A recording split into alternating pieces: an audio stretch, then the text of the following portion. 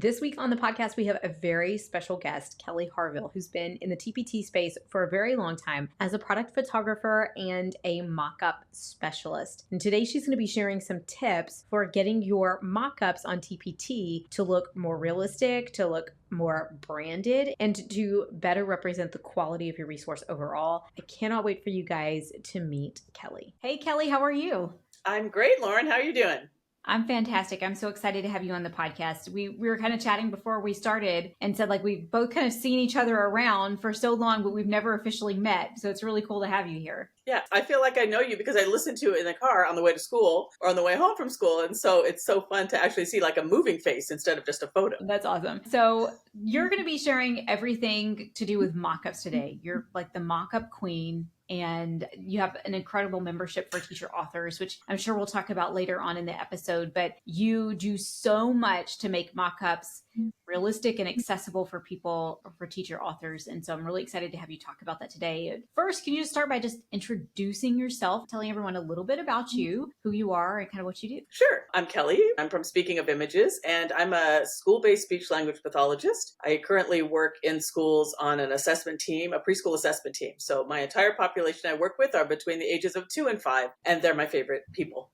And then I've been a professional photographer for a very long time. And I used to do people photography. I used to do adventure sessions with families. So if they'd go to the lake and meet up every summer with their cousins and they wanted some images that kind of just showed that so the kids could have them later, I would go and do those kinds of photo shoots. And then I kind of morphed into doing some branding photography specifically for teacher sellers. So I was very fortunate to go on Shelley Reese's original meetup that she did in Denver. And I asked her, she didn't know me at all. And I asked her, hey, could I just volunteer and do a branding shoot for all the 20 something women that are here if they want to do it, just to kind of see if this is something that this population would like. And she was like, sure. And we were there for a weekend. And by the end of the weekend, I pretty much know all 21 to 23 of them got in front of my camera, which takes a lot of guts when you're not coming to a retreat prepared to do this. Yeah. And it was super fun. And I also had that opportunity to kind of talk to them. And Kim, why am I blanking on her name? You know who I'm talking about. Anyway,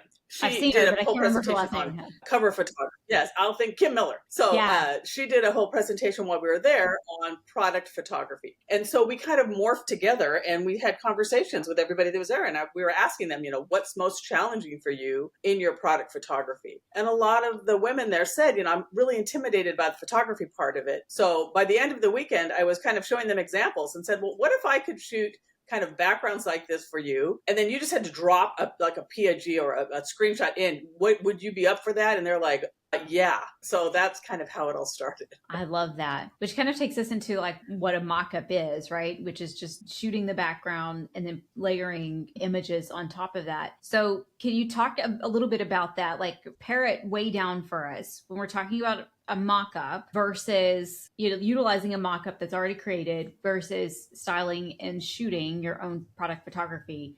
So to me, I consider a mock-up like a frame for your product. Your product should be the star of the show. But if you're, these have been used for a long time in lots of different industries. So if you go on to Etsy and you look up a t-shirt, you want to buy a t-shirt, when they show those women wearing the t-shirt, or in any online store in Amazon, those are all pretty much mock-ups of a person. And then they just switch out the t-shirt so you can see what does this really look like on a person instead of just taking a picture of the t-shirt laying on a bed or something. So that's a mock-up in that particular world. In our world, it's basically setting up all the props and shooting it. And I shoot with the DSLR, like a professional camera.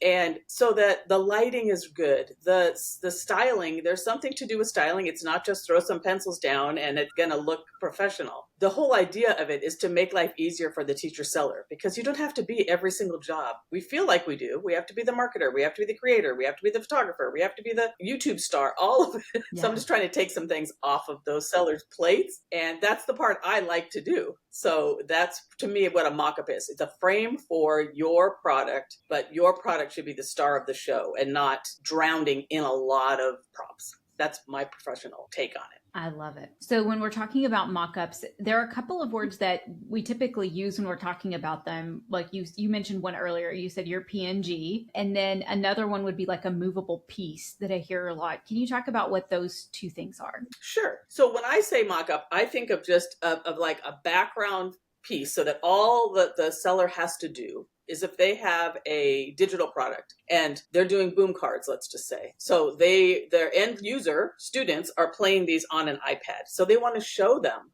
on an iPad. So a mockup could be for a holiday resource, a Halloween background with an iPad on there that is completely squared up so that it's not at a tilt and it's not at an angle, so things get kind of weird and morphy, that then they can shoot a video on their own iPad. As long as you're on an iPad, it's the same aspect ratio of the screen. So they could basically screen record on their iPad the boom card in use, record that, and then drop that recording onto the screen of the background and mockup that's already done. And there they are displaying, and then they add their title or whatever branding text they want to do. And that makes it easier for them to show their product in use, but they don't have to set up the whole thing and put the iPad down and get that angle, which is not easy. So same thing for a print resource. You want it to look creative and not just a piece of paper on the table. So maybe you want to put it on a clipboard, maybe you want to put it on a bulletin board, something. But the teacher seller doesn't want to be the one that has to shoot all of that. Yeah. So that's how I use mockups. So when I say PNG, I meant like if you created a product, let's say in PowerPoint, you can export it as a PDF, you can export it as whatever, but you would take that 8.5 by 11 exported page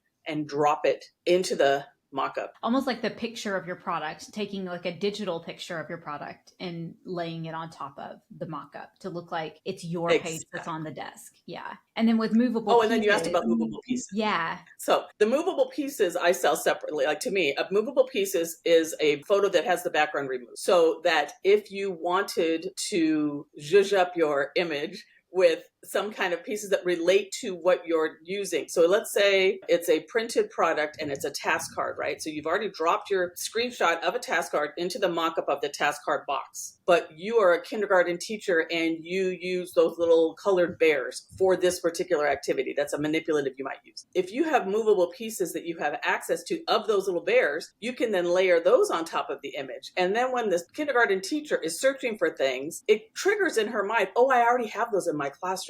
I want to buy this because I don't have, I have all the stuff. I just need those cards. Yeah. So to me, the movable pieces are the accents that you can use to make it personalized for your product. Right. Or even to make it look a little bit more realistic, because I've seen people, take a little hand as a movable piece and put it with the iPad, or act like it's the one drawing whatever it is that's pre-written in, or taking the pen and laying it on top of the paper instead of just having everything to the side.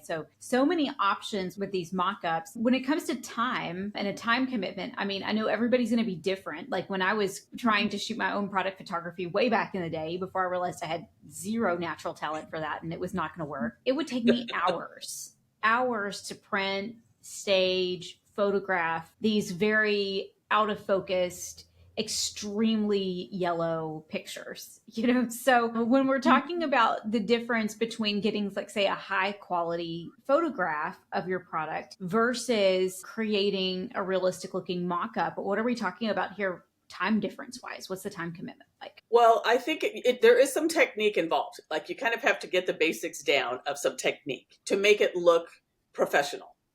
And I just feel like, there are lots of options in product photography. There are some fabulous sellers that sell courses on how to do your own. Cell phones are amazing at what they can do now that they couldn't do before. And so there's all kinds of options. But when I talk to people, and the feedback that I get in Facebook groups, in my own group, is that time commitment of, and the perfectionism that so many of us have, that editing, like they're editing it and they're like, oh, it looks good, but I'm not sure. So I'm going to put it away and then I'm going to come back and I'm not sure. That whole thing where you just get the product in your store, right? And so many sellers that I've talked to tell me, I have products completed. I just haven't put them in my store because I haven't done the cover, or I haven't done the thumbnails or the preview. And it breaks my heart because I just think the students need your product. Yeah. So let's just make it easier. And I think it's just a matter of we can create some templates that you can use, like personalize your own templates that you can create if you have all the tools to do that. And then it's just dragging and dropping once you get used to doing it. There is a little bit of a learning curve at the beginning. Absolutely. I love that because, for me as a mom with two littles, the idea of even just getting out and setting up all the photography equipment, because there's no place in my house where it's safe to be set up all the time, right? Even just the thought of Exactly. getting all that out, setting it up. And then of course, as soon as you get everything into place, the baby's going to wake up, the toddler's going to need you to wipe their butt, right? Like something's going to happen. And I knew my The demographic is dog's mostly tail moms. comes by. Exactly. By the time you get everything set up, it's time to put it away, or you've got to stop, you've got to go cook dinner, or you've got to prioritize something else. And so being able to just have a few hours to shoot photographs is not something that everyone can do. And so for me, I was the same way. I was outsourcing my photography, which of course costs money. And my photographer was Yeah. fantastic. She did a wonderful job, but it was always, I needed to do it in batches. So it was like, okay, I'm going to get 10 products and take them to her. So I've got to wait till 10 products are done to give them to her. And then I've got to wait for them to get back. And it's always a time thing where it's so nice to just be able to pull that mock-up out and just say, you know what? It might be 10:30 at night, but I've got 10, 15 minutes. I can put this together. I can do it right Yep. now. So I love it. It's been a massive game changer for me, even though I don't utilize it as much as I ought to. I really love mock-ups. So can we talk about a couple of things? Because I'm assuming you hear these questions a lot, but there are the same questions that Yep. I get a lot. And the first is like, how do you take, because there are a lot of photographers like you who sell background images, mock-up images, and things like that all over TPT on Etsy. And a lot of sellers are buying from the same people. Like they're buying a lot of the same ones from the same people. How do you take your image and make it unique for your cover? Like how do you make your cover look unique when so many of these mock-ups, even across different photographers, look alike? Yeah, I do get this question a lot of, I understand that mockups are easy to use, but I see it people using the same ones all the time. And it's kind of like, if you've been with TPT for a while as a seller, you went through the whole Chevron stage, and then there were several years where everything was shiplap. And, there are just trends. It's just like trends in any design, your home design, clothing, anything. And so people find something that they really like, and then they get good at it. And there are, like you said, there are some very good mock-up photographers on TPT. So I get asked a lot, well, I don't want to use the same ones that everybody else uses, because then when I type in my keyword and all of those images pop up, like 7 of them are from different people, but they look the same. So that's where those movable pieces can come in. That's where branding and setting up some of your templates that fit with your brand colors and all of that.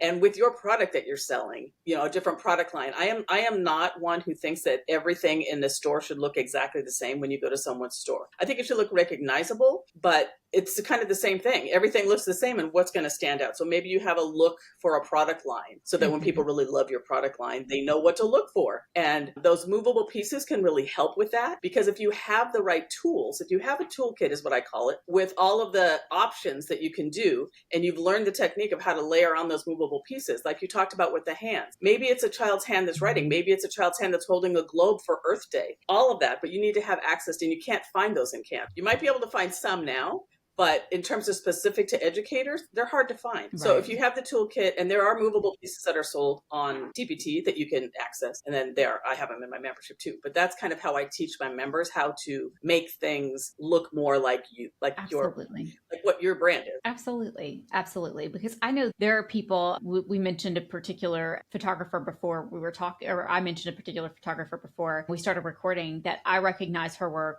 from like anywhere. Like I can spot her work. I know that that's her mock-up, but the products don't look the same, because not only is the resource different, it's a different resource, but the fonts are different, the branding is different, the colors are different, all of that is still different. And I love what you're saying about utilizing those movable pieces, because not everybody's going to have, a child's hand with a pencil, or not everybody is going to have maybe a set of dice or a calculator or something like that sitting on the desk. And so even just kind of making those small tweaks and changes can make a big difference too. So I love that. You mentioned that there are sellers who sell movable pieces, who sell mock-ups on TPT. What is it that we're supposed to look for when we're purchasing a mock-up? because I know I've purchased a bad set of mockups that I couldn't use, and they looked great when I was purchasing them, but then I go to use them, I'm like, that's not going to work. For me, I think you need to look for a couple of things. One of them is the consistency of the lighting is critical, because if you purchase one set of mockups that is, like you said, might have a little bit of a yellow tint that you don't really see if that's just the one set you're using. But then if you're using and then adding in a mockup from a different photographer and theirs has a little bit of a blue tint, when you put them together, you really can see it in your products. So it's important to have that consistency that is well lit. And it's interesting when my movable pieces that I sell, especially the hands and some, I think I have some holiday movable pieces in my store. And the feedback that I get in the comments frequently is, these are so crisp and clear, which tells me there are some others that are not. And that's what they're seeing as the difference. And for me, I don't know if part of that is I just have a photography background and I'm using a professional camera versus using an iPhone. Because when you think about it, the lens on an iPhone is about 1/4 of an inch big on the back of your phone, right? That's how light gets in to your lens to be able to light your image. I'm using a lens that is a professional lens that's huge. I mean, it's like this big. And so the light that my ability to edit that and not lose any of the detail is greater just because of the equipment that I use. So right. I'm not saying that an iPhone is bad, but if you start buying from multiple different sellers and want to start using those images together, those mockups together, you will see a difference in the lighting. Then you're sitting there going, do I have to edit? I go in and tweak these, and it's not easy to do. So that's something that I really consider, is the lighting, how well it's lit. And then the other thing for me, I'm a minimalist. So I'm the person who likes, if I was going to get a magazine to take on an airplane, I would get real simple. I just like how it's laid out. I like how there's lots of open space. And some photographers' styles are very different. So they want a lot of props on the image, professionally wise. And just when you look at a photograph, your eye reads it similar to reading a book, reading a story. You usually goes left, your eye goes left to right. You don't know you're doing this, but that's what's happening. And if your eye is really distracted by a lot of different things in the image, it's losing the effect of what you're there for, which is to sell your product. You want it to be the star. So my two things are lighting, consistency across sets that are sold by a photographer, and also just, how much open space is there for you to add your branding elements, for you to add your text on there. So those are the two main things that I think you should look for. I love that. And I think for anybody who's new out there, and particularly if you're a brand new seller and you're trying not to spend a lot of money, one thing that Kelly's saying that I'm kind of hearing is probably don't try downloading and utilizing all the free mockups from all the different sellers. Because I do see people doing that. It's like, I'll grab a free one from this store and a free one from that store. Maybe use that as a way to gauge whether or not you feel like their work is user friendly, whether or not it works well with your product, and maybe use a free mockup from a seller's store, but keeping in mind that you're going to want that consistency for other resources down the road. And so make sure that's somebody you actually want to purchase from as well. And instead of just a freebie here and a freebie there and trying to mix them together and make it work. Of course, I've done that too. So it's not going to be the end of the world if that's all you can. I think that's what everybody does when they're learning, right? Is that, you're trying to figure it out. But if you're down the road looking at your store and thinking, why doesn't this look cohesive? That could be part of the element, is the lighting in your images. Or if you add a movable piece that was brightly lit in shooting and you add it to a photo that's kind of dark, it's going to look funny. It doesn't look real. The nuances of the editing of those images don't match. I love that. So Kelly, you're going to be at Teacher Seller Summit. You're going to be talking about creating previews, like profitable previews. And I'm so excited for that. Can you tell us a little bit about your TSS session and what we can expect to learn from that? Yes, I'm super excited about this. One of the things consistently that I've seen, and I've done some polls on Instagram, is, what is your least favorite thing to do when you are either creating all of the pieces that goes in uploading a product or you're optimizing? And by a long shot, previews came up as I hate previews. When I make a product, I start with my preview and then I tear that apart to make the other pieces. So it's just an interesting way of looking at it. I'm like, okay, I'll talk about this because this is one of my favorite things to do when I create a product. So I'm going to be talking about previews that perform. My session is, I call it a make and take, like what we used to do in schools. And so I'm kind of teaching how to use elements, and then attached to the presentation will be a file that has some photo elements, some movable pieces, and some graphics so that you can learn how to do it, and you can can play with them so that you can kind of see, oh, is this something that I can do? And I just find from my perspective, like when you talked about free products, it's great to get something free, but if you don't know how to use it, you're never going to use it. I like to teach where I show how to do something and then I give you some examples so you can try it. And then I'm also including a list of things to include in your preview or things to consider including in your preview, depending on what kind of a product it is. So it's kind of like a checklist with some spaces where you could add your own things, but just things to consider that you would do differently maybe from your thumbnails. So I'm looking forward to it. It's a fun thing to teach. And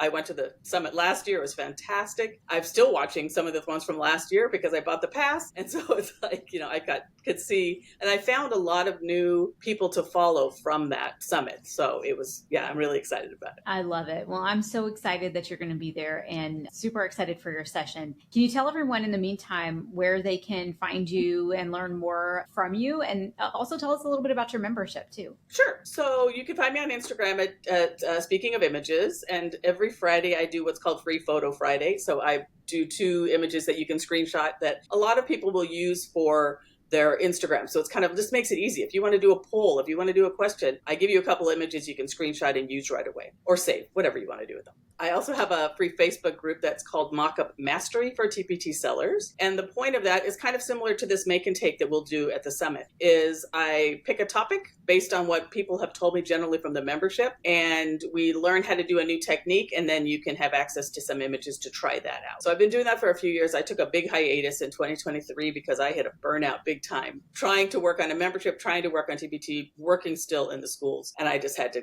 let something go. But I'm back at it now. And I love to teach, so it's super fun. And then the membership is called the Image Maker Membership. And it is basically giving access to this photo gallery that currently has about 12,000 images in it. And it's everything from mock-ups for tech, those hands that we talked about. I hire student models that I pay the student models and their parents sign a commercial license release for me to be able to use those images and sell those images. And I am a very strong believer in being very careful about where you find your images, particularly of children. And, when I've had people ask me, but it's just their hand, it's the back of their head. And I think if you're a mom and you see 30 backs of heads, would you be able to recognize the back of your kid's head?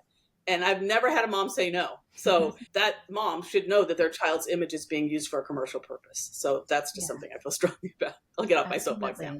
But so there's pictures of kids, there's images, there's thousands and thousands of movable pieces. And it's driven by what the members request. So I get requests all the time for photo shoots, and that's what I shoot. So that's what the Image Maker membership is. And there's my Facebook group, Instagram, and the membership. Awesome. And we'll put links to all of that down inside of the description. Thank you so much for being here, Kelly. Great. And we can't wait to see you at Teacher Seller Summit. And I'm sure a lot of folks are going to be connecting with you in the meantime. But thanks so much for being here and for sharing your expertise and knowledge with us today. Thank you for having me. Thanks so much for being here. If you enjoyed this episode, make sure to check out the other videos on my channel. We have a lot of guest experts and we have a lot of information if you want to learn more about growing your TPT business and bringing more sales into your store. And make sure if you have not purchased your TSS ticket to go ahead and get your ticket to Teacher Seller Summit. I cannot wait to see you guys there, and I'll see you in the next video.